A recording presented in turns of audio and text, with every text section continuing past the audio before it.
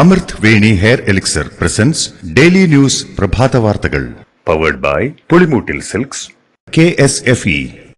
വാവ്, ഇയാളുടെ മുടിക്കിപ്പോ നല്ല ഉള്ള നീളം വന്നല്ലോ. എന്റെ മുടി നോക്ക്. നീ നിന്റെ വൈറ്റമിൻ ഡി ലെവൽസ് ഒന്ന് ചെക്ക് ചെയ്യ്. വൈറ്റമിൻ ഡിയുടെയും ഈസ്ട്രോജന്റെയും കുറവാണ് മിക്ക ലേഡീസിന്റെയും ഹെയർ പ്രോബ്ലംസിന് പ്രധാന കാരണം. സ്ത്രീകളുടെ മുടി വളർച്ചയ്ക്കും ശക്തിക്കും അത്യാവശ്യമായ വൈറ്റമിൻ ഡിയാലും ഹെർബൽ ഈസ്ട്രോജനാലും സമ്പുഷ്ടമായ ആദ്യത്തെ hair elixir Amrit Veni hair elixir for women. നമസ്കാരം, ഞാൻ ഷാജി പത്മനാഭൻ. ഡെയിലി ന്യൂസിന്റെ പ്രഭാത വാർത്തകളിലേക്ക് സ്വാഗതം. ഇന്ന് മെയ് 9 വ്യാഴാഴ്ച.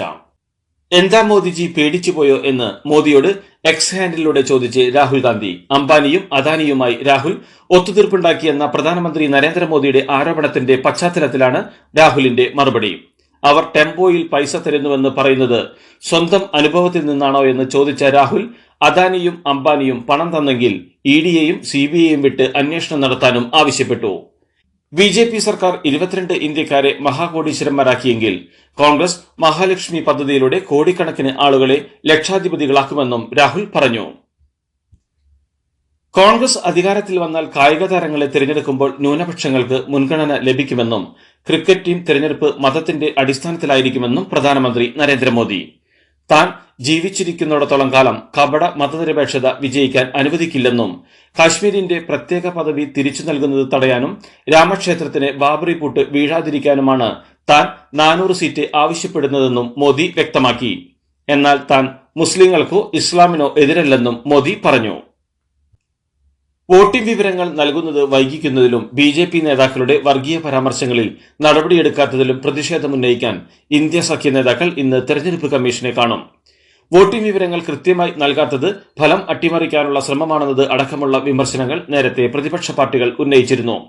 പ്രധാനമന്ത്രി നരേന്ദ്രമോദി നടത്തിയ പരാമർശങ്ങളിൽ അടിയന്തര നടപടിയും ഇന്ത്യ സഖ്യം ആവശ്യപ്പെട്ടേക്കും. എയർ ഇന്ത്യ എക്സ്പ്രസിലെ ക്യാബിൻ ജീവനക്കാരുടെ മിന്നൽ പണിമുടക്കിനെ തുടർന്നുള്ള പ്രതിസന്ധി അടുത്ത ദിവസങ്ങളിലും തുടരുമെന്ന് റിപ്പോർട്ടുകൾ. സർവീസുകൾ വെട്ടിച്ചുരുക്കിയും പുനഃക്രമീകരിച്ചും പ്രതിസന്ധി കുറച്ചെങ്കിലും മറികടക്കാൻ അധികൃതർ ശ്രമിക്കുന്നുണ്ട്. 90-ലേറെ സർവീസുകളെ പ്രതിസന്ധി ബാധിച്ചിട്ടുണ്ടെന്ന് Air India Express CEO Alok Singh വ്യക്തമാക്കി. ചർച്ചയ്ക്ക് തയ്യാറാകണമെന്ന് ആവശ്യപ്പെട്ട് ജീവനക്കാർക്ക് വിമാന കമ്പനി അധികൃതർ കത്തയച്ചു. അതേസമയം വിമാനത്താവളത്തിലേക്ക് വരുന്നതിനു മുമ്പ് യാത്രക്കാർ വിമാനമുണ്ടോയെന്ന് വിളിച്ചു ചോദിക്കണമെന്ന് എയർ ഇന്ത്യ എക്സ്പ്രസ് മാനേജ്മെന്റ് അറിയിച്ചതായും റിപ്പോർട്ടുകൾ.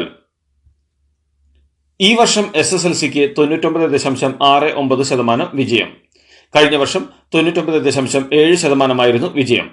71,831 വിദ്യാർത്ഥികളാണ് എല്ലാ വിഷയങ്ങൾക്കും A+ നേടിയത്. ഏറ്റവും കൂടുതൽ വിജയശതമാനം കോട്ടയം ജില്ലയിലാണ്, 99.92%. ഏറ്റവും കുറവ് വിജയശതമാനം തിരുവനന്തപുരം ജില്ലയിലാണ്, 99.08%. 2,474 സ്കൂളുകളാണ് മുഴുവൻ വിദ്യാർത്ഥികളെയും ഉപരിപഠനത്തിന് യോഗ്യരാക്കിയത്. 9 മുതൽ 15 വരെ പുനർമൂല്യനിർണ്ണയത്തിന് അപേക്ഷിക്കാം. മെയ് 28 മുതൽ ജൂൺ 6 വരെയായിരിക്കും സേ പരീക്ഷ. ജൂൺ ആദ്യവാരം മുതൽ സർട്ടിഫിക്കറ്റ് വിതരണം ചെയ്യുമെന്നും 2023-24 വർഷത്തെ SSLC, THSLC, AHSLC പരീക്ഷാഫലങ്ങൾ പ്രഖ്യാപിച്ച വിദ്യാഭ്യാസ മന്ത്രി V. ശിവൻകുട്ടി അറിയിച്ചു. സംസ്ഥാനത്ത് +1 പ്രവേശന നടപടി മെയ് 16 മുതൽ ആരംഭിക്കുമെന്ന് വിദ്യാഭ്യാസ മന്ത്രി V. ശിവൻകുട്ടി. മെയ് 16 മുതൽ +1 പ്രവേശനത്തിന് ഓൺലൈനായി അപേക്ഷിക്കാം. മെയ് 29-ന് ട്രയൽ അലോട്ട്മെന്റ് പ്രസിദ്ധീകരിക്കും. ആദ്യ അലോട്ട്മെന്റ് ജൂൺ 5-ന് പ്രസിദ്ധീകരിക്കും. പ്രവേശന നടപടികൾ പൂർത്തിയാക്കി ജൂൺ 24-ന് സംസ്ഥാനത്ത് +1 ക്ലാസുകൾ ആരംഭിക്കുമെന്നും മന്ത്രി വ്യക്തമാക്കി. അടുത്ത വർഷം മുതൽ SSLC പരീക്ഷാരീതി മാറ്റുമെന്ന് വിദ്യാഭ്യാസ മന്ത്രി V. ശിവൻകുട്ടി. എഴുത്തു പരീക്ഷയിൽ മിനിമം മാർക്ക് ഏർപ്പെടുത്തുമെന്നാണ് മന്ത്രി പ്രഖ്യാപിച്ചിരിക്കുന്നത്. ഓരോ വിഷയത്തിലും ജയിക്കാൻ 12 മാർക്ക് മിനിമം വേണം. മാറ്റം ചർച്ച ചെയ്യാൻ വിദ്യാഭ്യാസ കോൺക്ലേവ് നടത്തുമെന്നും മന്ത്രി കൂട്ടിച്ചേർത്തു. 2ാം വർഷ ഹയർ സെക്കൻഡറി പരീക്ഷാഫലവും വൊക്കേഷണൽ ഹയർ സെക്കൻഡറി പരീക്ഷാഫലവും ഇന്നറിയാം. വിദ്യാഭ്യാസ മന്ത്രി V. ശിവൻകുട്ടി ഉച്ചയ്ക്ക് ശേഷം 3 മണിക്ക് ഫലപ്രഖ്യാപനം നടത്തും. കഴിഞ്ഞ വർഷം മെയ് 25-നാണ് ഫലപ്രഖ്യാപനം നടത്തിയത്. ബിലീവേഴ്സ് ചർച്ച് ഈസ്റ്റേൺ സഭാധ്യക്ഷൻ മാർ അത്തനേഷ്യസ് യോഹാൻ കാലം ചെയ്തു. 74 വയസ്സായിരുന്നു. US-ലെ ടെക്സസിലുള്ള ഡാലസിൽ പ്രഭാത സവാരിക്കിടെയുണ്ടായ വാഹനാപകടത്തിൽ ഗുരുതരമായി പരിക്കേറ്റ് ചികിത്സയിലായിരുന്നു. പ്രശസ്ത സംവിധായകൻ സംഗീത് ശിവൻ അന്തരിച്ചു. മുംബൈയിലെ ഒരു സ്വകാര്യ ആശുപത്രിയിൽ ചികിത്സയിലിരിക്കെയായിരുന്നു മരണം. യോദ്ധ, ഗാന്ധർവം, നിർണയം തുടങ്ങി 6ഓളം ചിത്രങ്ങൾ മലയാളത്തിൽ ഒരുക്കിയ സംഗീത് ശിവൻ ബോളിവുഡിൽ 8ഓളം ചിത്രങ്ങൾ ഒരുക്കിയിട്ടുണ്ട്. സംസ്ഥാനത്തെ 3 ജില്ലകളിൽ ഇന്ന് ഉഷ്ണതരംഗ മുന്നറിയിപ്പ് പ്രഖ്യാപിച്ച് കേന്ദ്ര കാലാവസ്ഥാ വകുപ്പ്. തിരുവനന്തപുരം, ആലപ്പുഴ, കോഴിക്കോട് ജില്ലകളിലാണ് മുന്നറിയിപ്പുള്ളത്. ഈ ജില്ലകളിലെ വിവിധ പ്രദേശങ്ങളിൽ ഉഷ്ണതരംഗ സാഹചര്യം നിലനിൽക്കുന്നുണ്ടെന്ന് കേന്ദ്ര കാലാവസ്ഥാ വകുപ്പ് അറിയിച്ചു. പണ്ട് മുത്തശ്ശിയുടെ കല്യാണക്കഥ കേട്ട മുതലെയുള്ള ആഗ്രഹമാണ് അന്നത്തെ മുത്തശ്ശിയെ പോലെ എന്റെ കല്യാണത്തിന് എടുത്തൊരുങ്ങണമെന്ന്.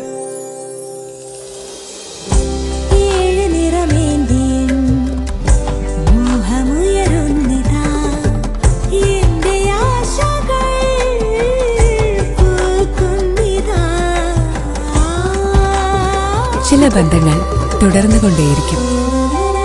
Celebrating 100 years of Pulimoottil silks. നരേന്ദ്രമോദിക്ക് ED എങ്ങനെയാണോ അതേപോലെയാണ് പിണറായിക്ക് വിജിലൻസ് എന്ന വിമർശനവുമായി കോൺഗ്രസ് നേതാവ് മാത്യു കോഴിനാടൻ MLA. അതേസമയം ചിന്നക്കനാലിലെ ഭൂമി കയ്യേറ്റ കേസിലെ വിജിലൻസ് അന്വേഷണം സ്വാഗതം ചെയ്യുന്നുവെന്ന് മാത്യു കോഴിനാടൻ പറഞ്ഞു.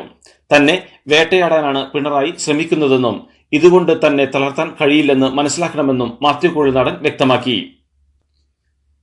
മുഖ്യമന്ത്രി പിണറായി വിജയൻ സ്വന്തം പണം ഉപയോഗിച്ചാണ് കുടുംബസമേതം വിദേശത്തേക്ക് പോയതെന്നും എല്ലാ അനുമതിയും വാങ്ങിയിരുന്നുവെന്നും CPM സംസ്ഥാന സെക്രട്ടറി MV ഗോവിന്ദൻ. അങ്ങനെ ഒരു ഇടവേള ആരാണ് ആഗ്രഹിക്കാത്തതെന്ന് ചോദിച്ച MV ഗോവിന്ദൻ വിദേശകാര്യമന്ത്രിയുടെ വാദം വില കുറഞ്ഞതാണെന്നും ആരോപിച്ചു. വിവിധ സംസ്ഥാനങ്ങളിൽ മത്സരിക്കുന്ന CPM സ്ഥാനാർത്ഥികൾക്ക് വേണ്ടി പോലും പ്രചാരണത്തിന് പോകാതെ മുഖ്യമന്ത്രി മുങ്ങിയത് സ്വന്തം പാർട്ടിക്കാരോട് ചെയ്ത കൊടുംചതിയാണെന്ന് KPCC പ്രസിഡന്റ് K സുധാകരൻ. മോദിക്കെതിരെ പ്രസംഗിക്കാൻ ഭയമുള്ളതുകൊണ്ടാണ് ഇനി 4 ഘട്ടം തെരഞ്ഞെടുപ്പ് കൂടി ബാക്കിയുള്ളപ്പോൾ മുഖ്യമന്ത്രി പിണറായി വിജയൻ വിദേശത്തേക്ക് പോയതെന്നും സുധാകരൻ പറഞ്ഞു. മറ്റ് സംസ്ഥാനങ്ങളിലെ CPM സ്ഥാനാർത്ഥികൾക്ക് വേണ്ടി പ്രചാരണം നടത്തുന്നത് കോൺഗ്രസ് ആണെന്നും കോൺഗ്രസ് കാട്ടുന്ന സാമാന്യ മര്യാദ പോലും പോളിറ്റ് ബ്യൂറോ അംഗവും CPMന്റെ രാജ്യത്തെ ഏക മുഖ്യമന്ത്രിയുമായ പിണറായി വിജയൻ സ്വന്തം പാർട്ടിക്കാരോട് കാട്ടിയില്ലെന്നും സുധാകരൻ പറഞ്ഞു. SNC ലാവ്ലിൻ കേസ് ഇന്നലെ അന്തിമവാദം തുടങ്ങാൻ സുപ്രീം കോടതി ലിസ്റ്റ് ചെയ്തിരുന്നുവെങ്കിലും ഇന്നലെയും പരിഗണിച്ചില്ല. മറ്റ് പല കേസുകളുടെയും വാദം നീണ്ടുപോയതിനാലാണ് ലാവ്ലിൻ കേസ് ഇന്നലെ പരിഗണനയ്ക്ക് എത്താഞ്ഞത്. ഇതോടെ ഈ മാസം 3-ാം തവണയും മൊത്തത്തിൽ 41-ാം തവണയുമാണ് ലാവ്ലിൻ കേസ് മാറ്റിവെക്കുന്നത്. ലീഗിന്റെ ജനറൽ സെക്രട്ടറി ആരാവണമെന്നത് തീരുമാനിക്കുക മുസ്ലിം ലീഗാണെന്നും PMA സലാമിനെ മാറ്റണം എന്ന് സമസ്ത പറയില്ലെന്നും മുസ്ലിം ലീഗ് സംസ്ഥാന അധ്യക്ഷൻ സാദിഖ് അലി ശിഹാബ് തങ്ങൾ. മുസ്ലിം ലീഗ് സംസ്ഥാന ജനറൽ സെക്രട്ടറി PMA സലാമിനെ മാറ്റണമെന്ന് സമസ്ത ആവശ്യപ്പെട്ടെന്ന റിപ്പോർട്ടുകളോട് പ്രതികരിക്കുകയായിരുന്നു സാദിഖ് അലി ശിഹാബ് തങ്ങൾ.